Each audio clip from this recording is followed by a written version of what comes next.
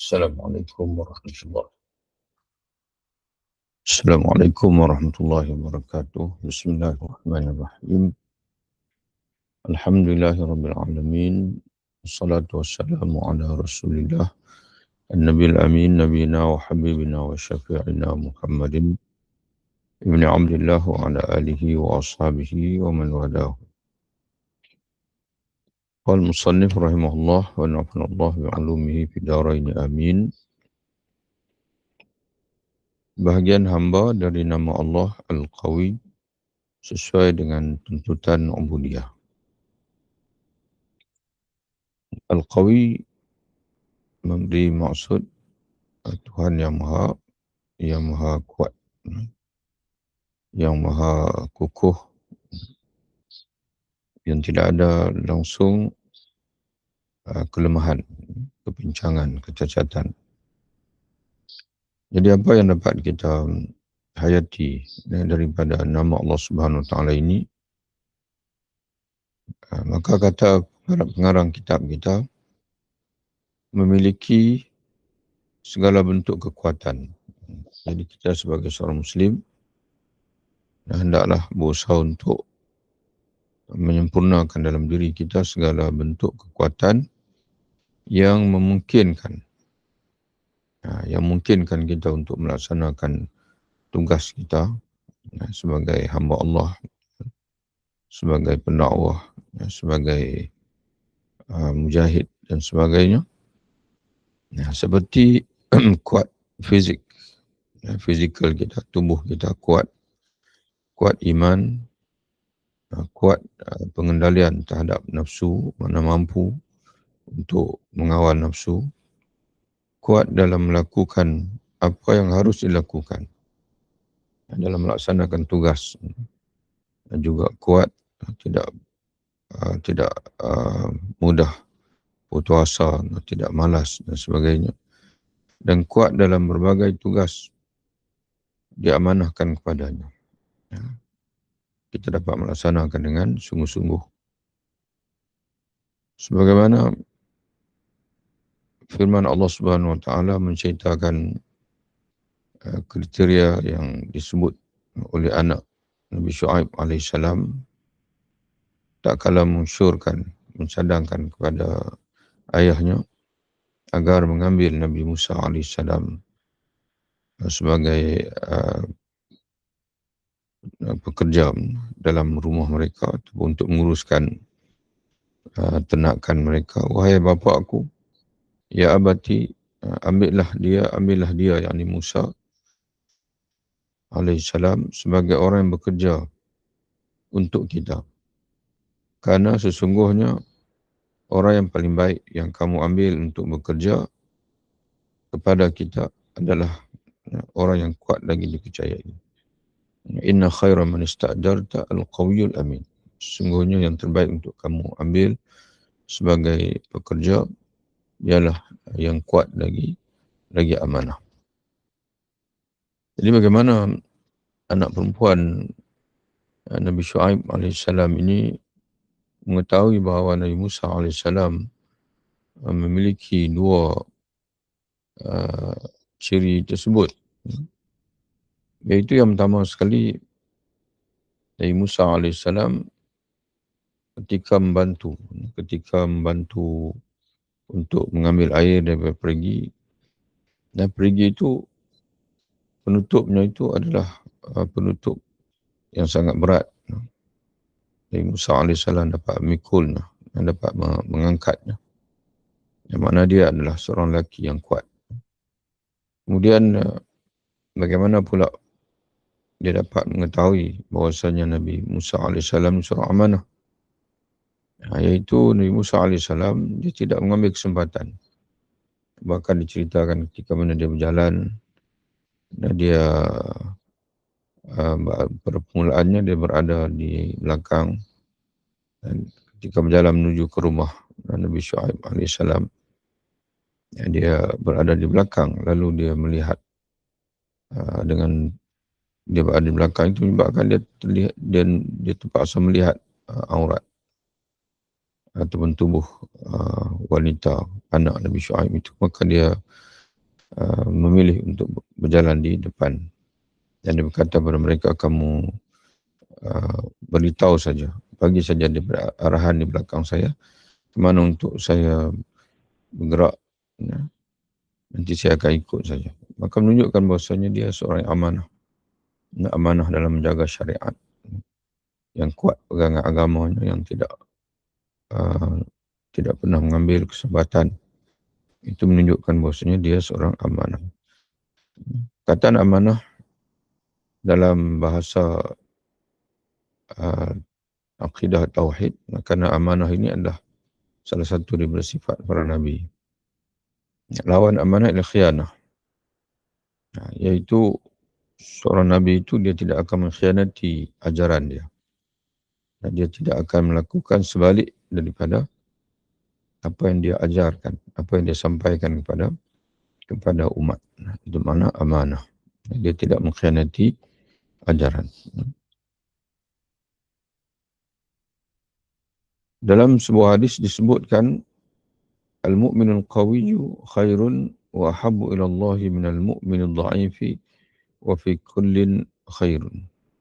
Orang mukmin yang kuat, kata Nabi SAW, lebih baik dan lebih dicintai oleh Allah berbanding orang mukmin yang lemah. Tetapi pada masing-masing, asalkan dia beriman, sama ada dia kuat ataupun lemah, adalah ada kebaikannya.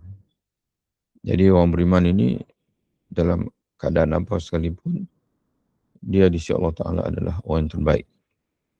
Walaupun dia lemah, tapi berbanding dengan di antara orang beriman yang kuat dan juga yang lemah, kata Nabi, orang beriman yang kuat itu lagi dicintai oleh Allah, lagi afdal di sisi Allah Subhanahu wa Ta'ala.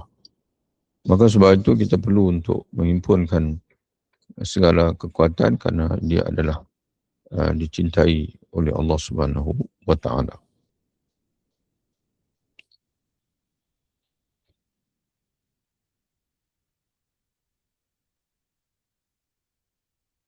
Bahagian hamba dari nama Allah Al-Waliyu, sesuai dengan tuntutan ubudiyah. Al-Wali makna penjaga, ataupun kekasih, orang yang mengasihi, itu Al-Wali. Perkataan wala'un, setia, orang yang setia. Innama walikumullah, sungguhnya wali kamu adalah Allah. Wa rasuluhu waladzina aman, rasul dan juga orang beriman. Iaitu orang yang sepatutnya kamu memberi kesetiaan tanpa berbelah bahagi, adalah Allah, Rasul dan juga sekalian orang beriman. Iaitu memberi loyalitas kepada Allah. Ya, bagaimana kita nak meletakkan diri kita itu sebagai wali?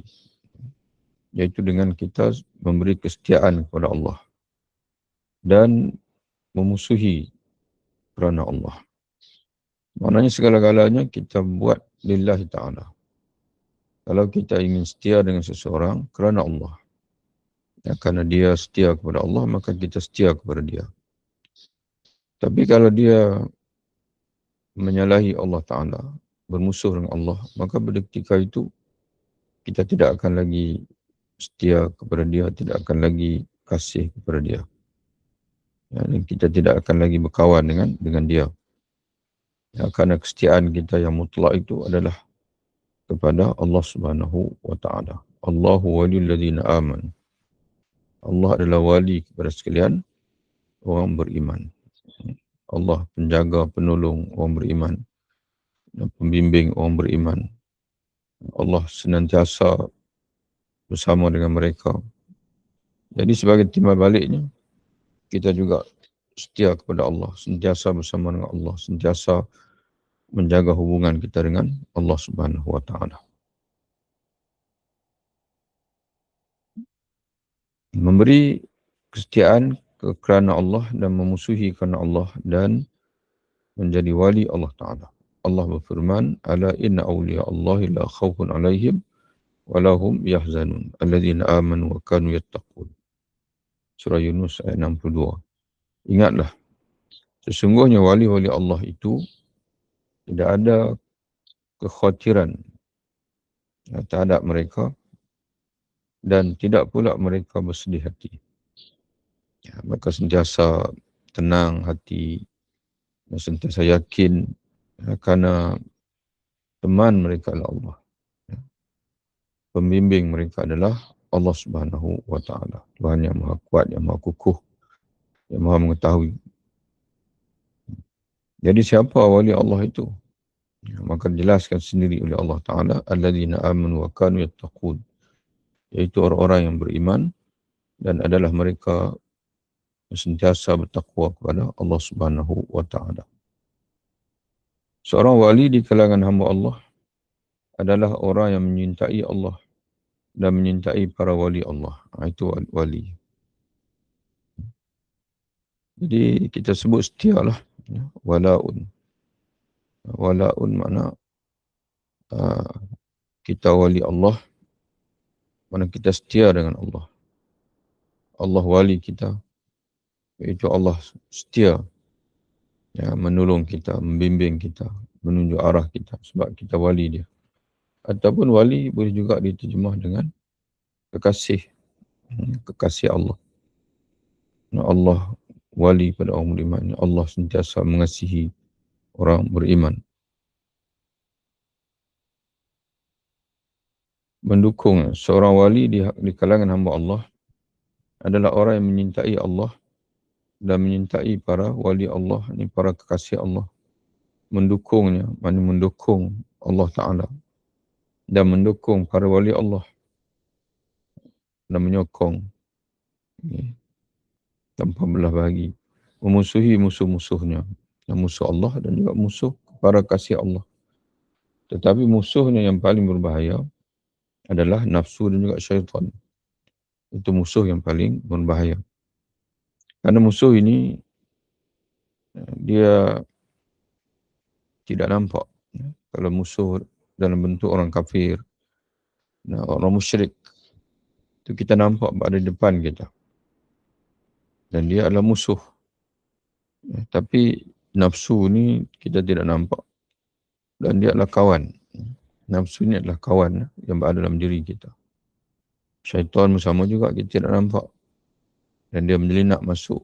Dia mampu untuk menyelinap masuk melalui urat-urat darah kita sehingga sampai kepada dada kita.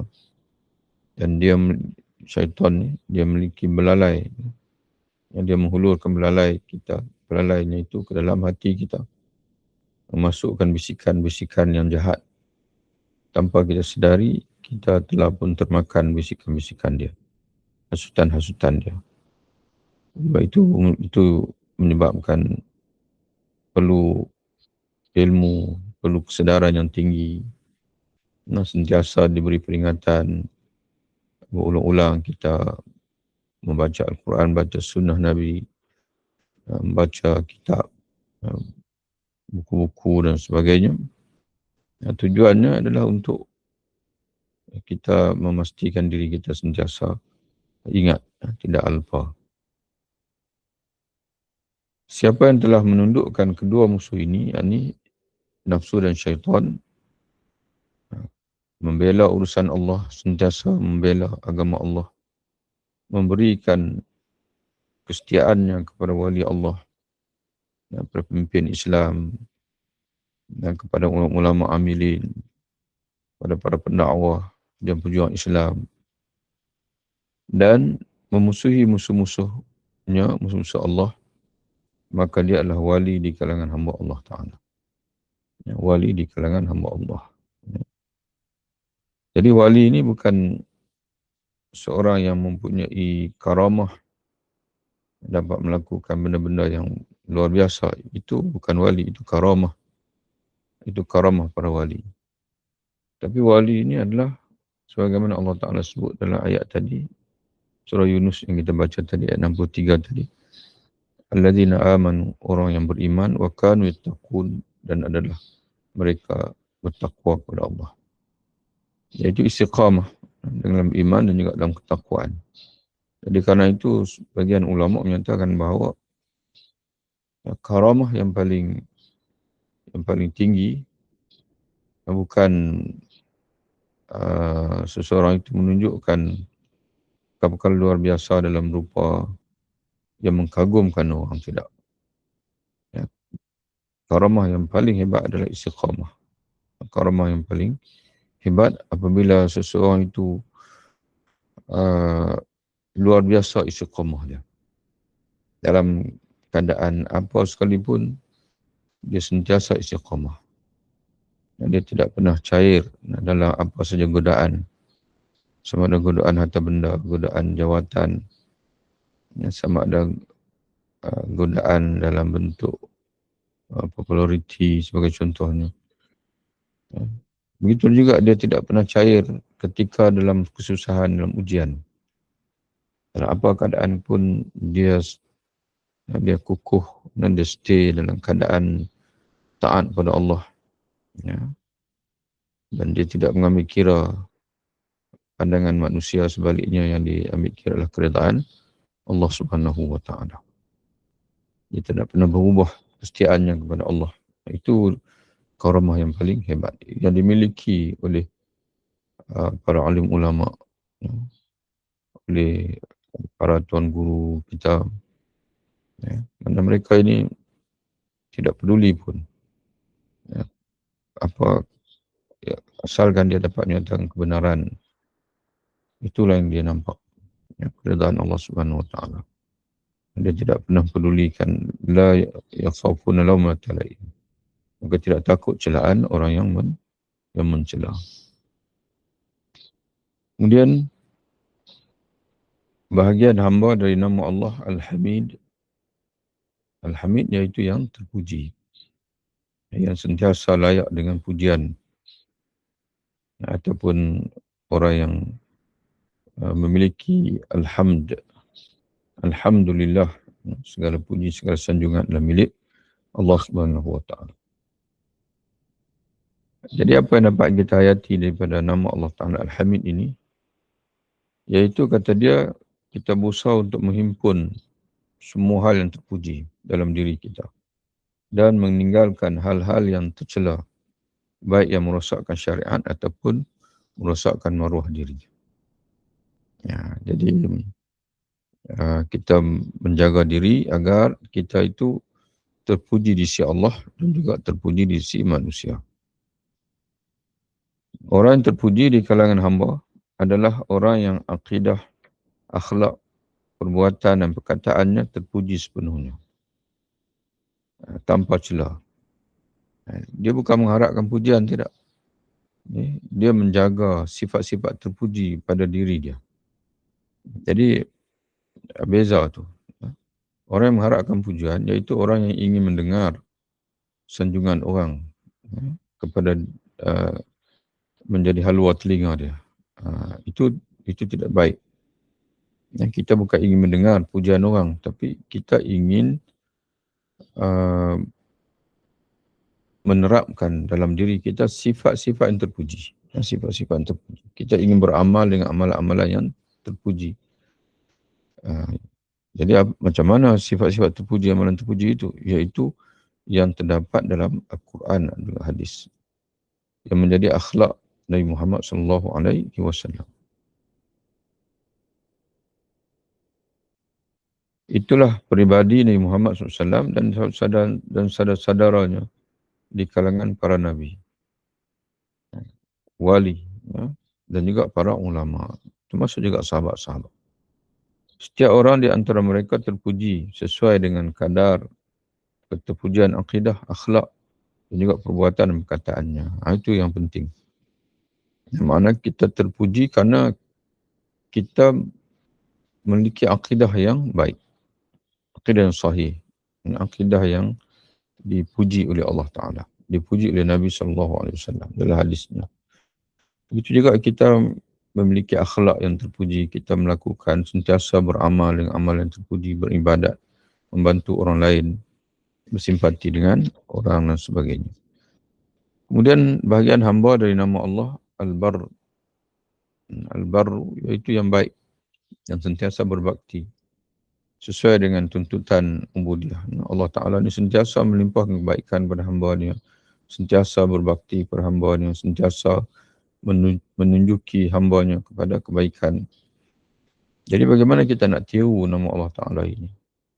Kita nak terapkan nama ini dalam diri kita. Kata dia, iaitu dengan kita berbakti kepada kedua orang tua, kepada guru, kepada masyayikh kita, dan orang yang berjasa kepadanya. Mana orang yang berjasa kepada kita. Berbagai macam kebajikan ini tidak terhingga banyaknya. Sedangkan induk-induk kebajikan itu disebut oleh Allah dalam firman-Nya, iaitu dalam ayat 177. Boleh rujuklah, hafal, kalau boleh hafal ayat ini. Dan kerana dalam satu ayat Allah Ta'ala menyebutkan segala jenis kebaktian melalui bermula dengan akidah, kemudian ibadat, solat dan juga zakat, dan juga kemudian disebut akhlak-akhlak yang baik. Dan Allah Ta'ala menyebutkan 3 title. Ulaika, mula-mula Allah Ta'ala sebut al-birru, orang yang baik. Orang yang baik, orang bakti. Yang jamaknya al-abrar. Kemudian di ujung ayat Allah Ta'ala sebut mereka jugalah orang yang as-sadaqu, yang benar, yang benar dalam penghayatan agamanya, dan juga orang bertakwa. Laisal birra an tuwallu wujuhakum qibla al-masyriq wal maghrib walakin birra man amana billahi wal yawmil akhir ila akhir ayat. Bukanlah orang yang baik itu, kata Allah, orang yang menghadapkan wajahnya ke timur dan barat. Akan tapi dikatakan kebaikan itu ataupun orang yang baik itu ialah orang yang beriman kepada Allah, hari kemudian, malaikat-malaikat, kitab-kitab, nabi-nabi, dan mereka memberikan harta yang dicintai kepada kaum kerabat, anak-anak yatim, orang miskin, musafir, dan sebagainya lagi. Kemudian Allah Ta'ala lanjutkan lagi, begitu juga mereka adalah orang-orang yang mengerjakan salat serta mengeluarkan zakat.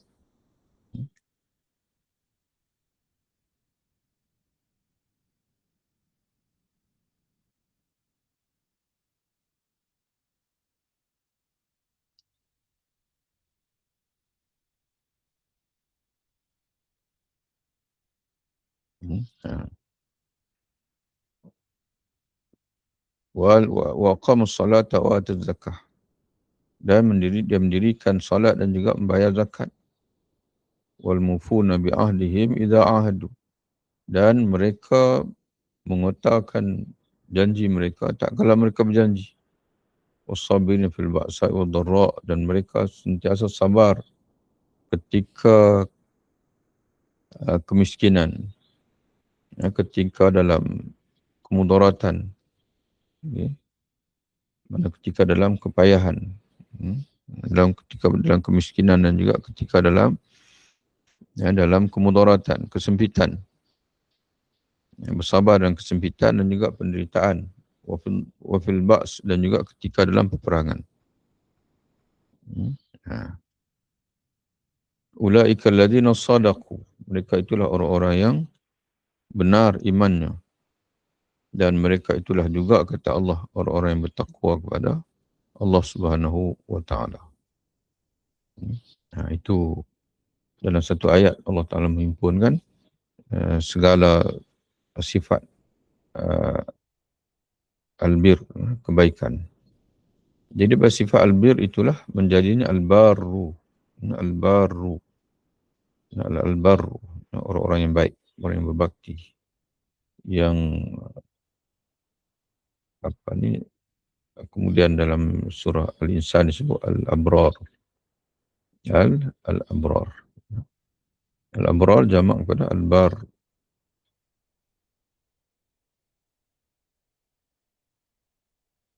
Kemudian bahagian hamba daripada nama Allah At-Tawwab. At-Tawwab iaitu memberi makna Tuhan yang sentiasa menerima taubat. ataupun yang sentiasa melimpahkan taubat kepada hamba-Nya. Jadi macam mana kita nak meniru nama Allah Ta'ala Tuhan yang maha menerima taubat? Dan maknanya dia mengalu-alukan hamba-hamba yang bersalah untuk bertaubat. Iaitu dengan kita menjadi seorang yang menerima permintaan maaf orang-orang yang salah. Kalau Allah boleh maafkan orang yang salah, maka kita pun boleh maafkan orang yang salah pada kita. Dan orang-orang yang sering melakukan kesalahan, orang yang salah dan orang yang sering melakukan kesalahan di kalangan rakyat, teman dan handai taulan. Kalau kita memimpin, kita boleh maafkan rakyat kita yang salah. Asalkan dia ini bukanlah orang yang melampau. Ada kesalahan-kesalahan yang diampunkan oleh Allah, tapi tetap kena qada, tetap kena bayar pampasan. Sebagai contoh, orang yang tersalah dalam membunuh, dia tidak berdosa, dia tidak dikenakan qisas, tapi tetap dia kena bayar diat atas kelalaian dan sebagainya. Jadi sebab itu, tapi kalaulah kesalahan itu hanyalah kesalahan orang pada peribadi kita, kita boleh halalkan, kita halalkan. Kita ampunkan dia dan kita halalkan. Kerana itu hanya berkait dengan kepribadian kita. Tapi kalau dia melakukan kesalahan yang berkait dengan syarak, walaupun kita boleh maafkan dia sebagai seorang pemimpin, tapi kalau ditetapkan syarak ada hukuman had sebagai contoh, terpaksa dilakukanlah hukuman had itu. Walaupun kita memaafkan dia dan berupa kita memberi ruang kepada dia untuk dia insaf. Namun hukuman kalau dah ada peruntukan syarak tetap perlu dilaksanakan. Wallahu a'lam bishawab. InsyaAllah nanti kita sambung lagi dalam siri pembacaan yang lain. Mudah-mudahan diberkati oleh Allah. Kita semua diberi keampunan oleh Allah. Amalan-amalan kita diterima oleh Allah Subhanahu Wa Taala. Diberi kesihatan, diberi umur yang diberkati dan sebagainya. Wabillahi taufiq. Assalamualaikum warahmatullahi wabarakatuh. Waalaikumsalam. Terima kasih, Ustaz.